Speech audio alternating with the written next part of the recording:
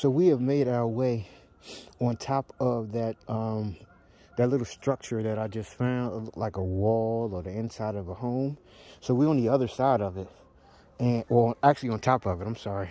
So on the other side, the wall is there, and then there's another like little room or something here. As you can see, the stone that's going around, and we sitting right on top of it. We standing right on top of it, which is just on the other side of that wall there. But yeah, it's like a little room or wall or something here. Pretty interesting, and it goes all the way around. And we just on it, and all of this stuff is right off the main trail is right there. And right off the main trail is these other little trails, the main trail. And we're about 2 miles into our hike, or 2 miles actually from the car. But this is pretty cool. This is pretty cool. And that's Loch Raven right there. And remember, as I was mentioning earlier, this used to be a town. Right where the water is used to be a town. And the city of Baltimore brought out the mills in this area. And with the mills, they brought the property on which the people who worked in the mills lived. So the people were forced out of their home. And there was some homeowners around here as well. But this was a milling town. It was a couple mills here. And so they bought the mills 3 times worth of value.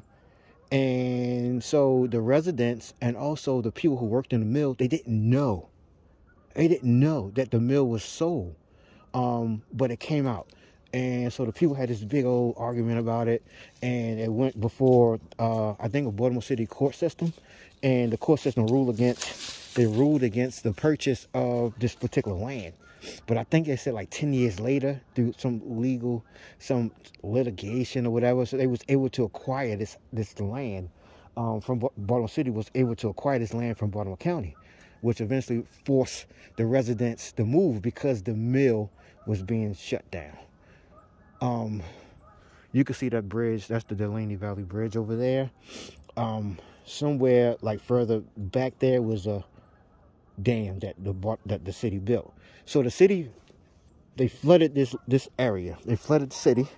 But the agreement was that because the people that were still living here, they didn't have any way to get like to the city without driving, like, I think they said 8 miles around the we're gonna make our way back up.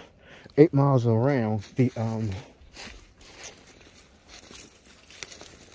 county to get to the city or to get to any other place on you know, from their home. So the arrangement was for Baltimore City to replace all of the roads and bridges that they flooded when they was flooding this town. So I believe that bridge there was one of the bridges that was put into the agreement. I could be wrong, but as I was doing my research, that's what I came up with. And the logical explanation would be that bridge was included because that's a newer looking bridge.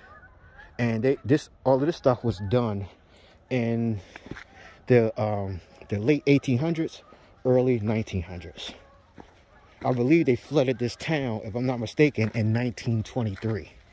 So underneath that water, again, is the town of Warren and also Merryman and some of Phoenix as well. A lot of Phoenix is still here, and this town will be considered Warren.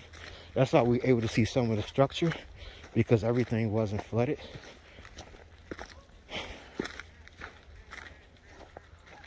But man, this is rather interesting. So we're making our way back to the car. Again, we like 2 miles in.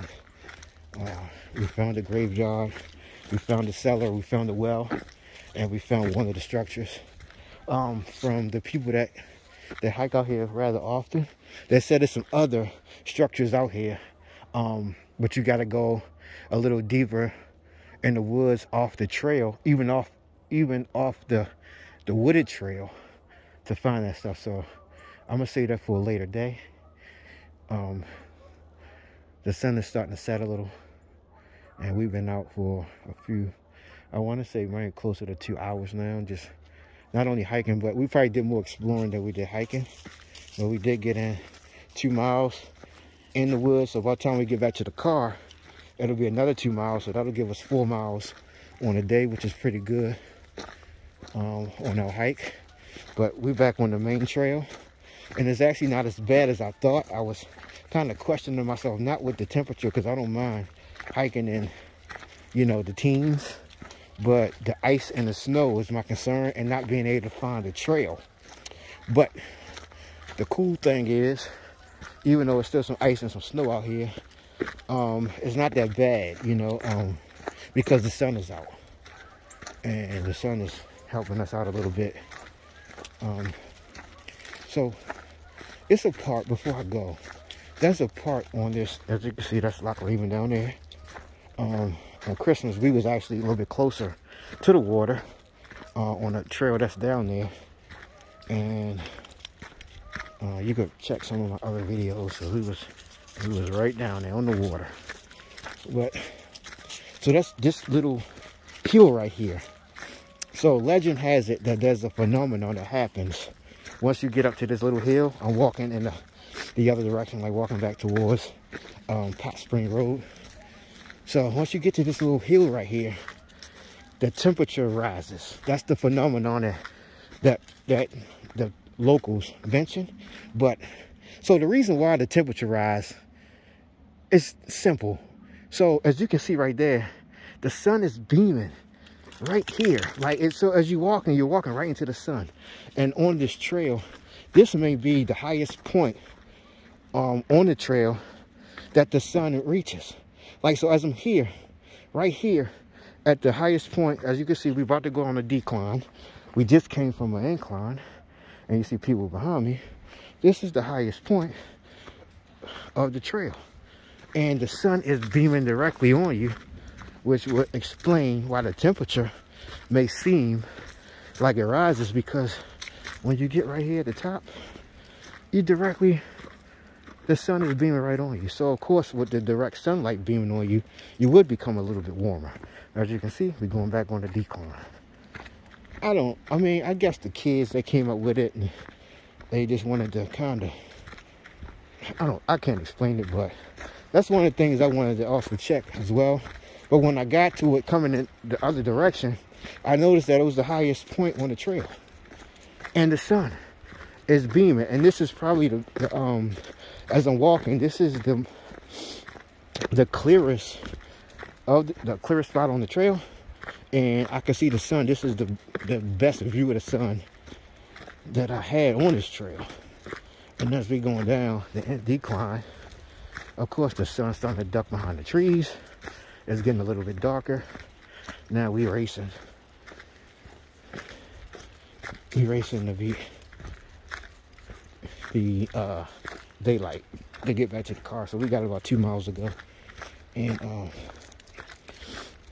this trail coming in is a steady decline, going out is a steady incline. So on Christmas again, I was here, and we was down there, and we worked our way back up, and we came up around here somewhere. I think up just left right here. It put us back on the main trail, and man, so it was a steady incline, and it was tough after putting in so many miles originally. So you can see, you can hear people down there. That's where we came from the last time, as you can see. As a matter of fact, this couple over here was a big help to us. As you can see over there, there was a big help to us as far as finding some of the ruins. And they have a little baby with them. But yeah, we came from that trail there, and we ended back on the main trail. And yeah, it was a little hump for us. But thanks for watching. Thanks for watching. Oh, I want to get the Troll Bridge too. There's another legend that talks about the Troll Bridge, and I think we're about to hit the Troll Bridge. If not, no, that's not the Troll Bridge is a little further out. I'm gonna jump back into the Troll Bridge and see.